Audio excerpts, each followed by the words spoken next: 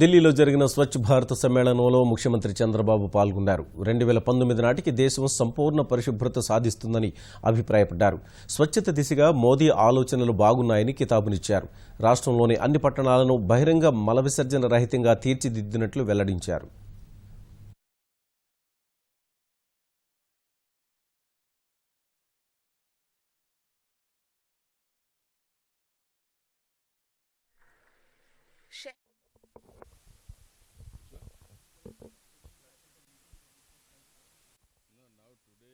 It is only Swachh Bharat. We are very happy. This is the need of the country.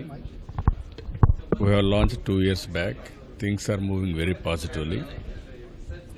I was the chairman for Swachh Bharat mission also, subcommittee of chief ministers.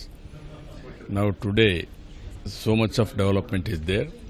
We are confident by 2019, India will achieve Swachh Bharat and also complete cleanliness. We are proud of the nation. And also even Prime Minister has given very good message today. Really, we are all appreciating him. So one question related to the now Doordarshan News is starting new bulletin in Vijayawada, new news bulletin earlier. No, we are very happy. It is a new capital. We need Doordarshan. It is a new bulletin. It is going to have tremendous impact for overall development. Doordarshan is having credibility and also one of the most respected media. We are very happy about it. So also the kind of surgical strikes taken up by the Indian Army, how do you look at the leadership of the Indian Prime Minister and also how do you look at the operations by the army side? No, we are all, country is proud of him. We have to protect our country. Any challenge for a sovereignty, then naturally we have to protect ourselves. We are all proud of our Jawans also. They have done extremely good work. We appreciate them. We are congratulating them. Sir, దేశంలోని పేరెన్నికైన రాష్ట్రాల్లో ఆంధ్రప్రదేశ్ బహిరంగ మలమూత్ర విసర్జన నిషేధిత రాష్ట్రంగా దాన్ని achievement చేసిన రాష్ట్రంగా మీరు చాలా సంతోషం. మున్సిపాలిటీస్ అన్నీ కూడా ఓడిఎఫ్ అచీవ్ చేశాం. చాలా తక్కువ సమయంలో ఆంధ్రప్రదేశ్లో అన్ని మున్సిపాలిటీస్ ఓడిఎఫ్ సాధించడం జరిగింది. దానికి మా మంత్రి కూడా చాలా బాగా యాక్టివ్గా పనిచేశాడు. టోటల్గా ఇన్వాల్వ్మెంట్ చేశాడు. ఈరోజు దేశంలో మొట్టమొదటిసారిగా గుజరాత్, ఆంధ్రప్రదేశ్ 2 రాష్ట్రాలు ఓడిఎఫ్ అచీవ్ చేసే మున్సిపాలిటీస్. తొందరలోనే గ్రామాల్లో కూడా ఓడిఎఫ్ అచీవ్ చేస్తాం.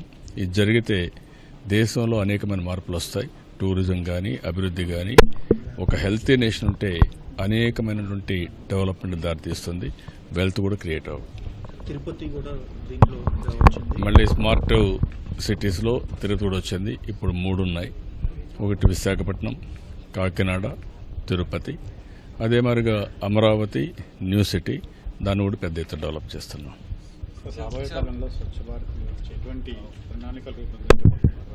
ఆంధ్రప్రదేశ్లో స్వచ్ఛ భారత్లో దేశానికే ముందున్నాం.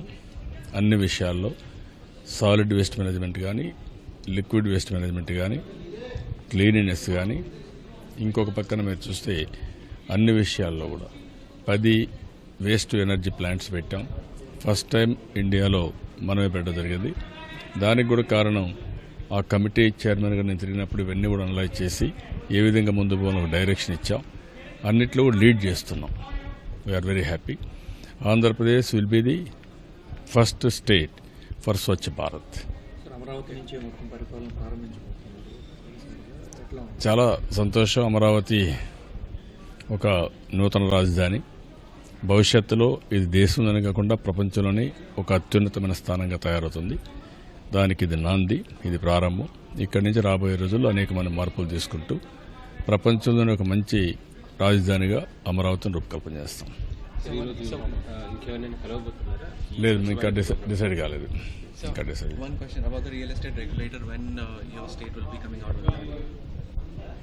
No, we are going to establish very soon. When can we expect the rules to come out? At the earliest, we will inform. At the earliest, we will do it. Thank you.